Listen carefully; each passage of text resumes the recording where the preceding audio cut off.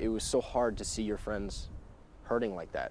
That hurt was heavily reported for the first few days after the murders, but when the cameras left, the emotions remained much, much longer.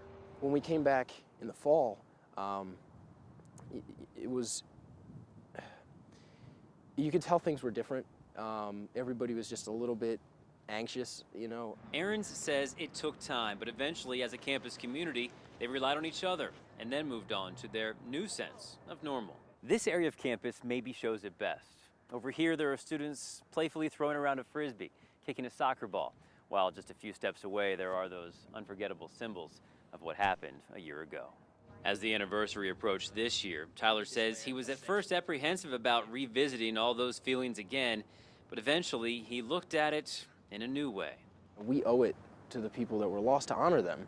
And regardless of how hard it is for us as a community to relive what we went through last year, it just simply wouldn't be fair to them or their families, or their friends for that matter, to not honor that day, or remember that day rather, you know, and honor them.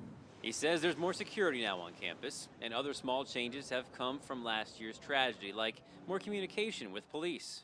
The crime rate has not increased. It's just they present more of that to the public now. It's kind of an open subject as now after what happened. Tyler still loves tech, and he says enrollment is actually up significantly this year.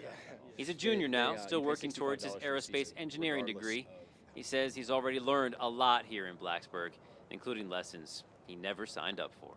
The thing that I realized and we realized as a community is that, you know, after it happened, just like we did our best to deal with it as it was happening, we're doing our best to move on.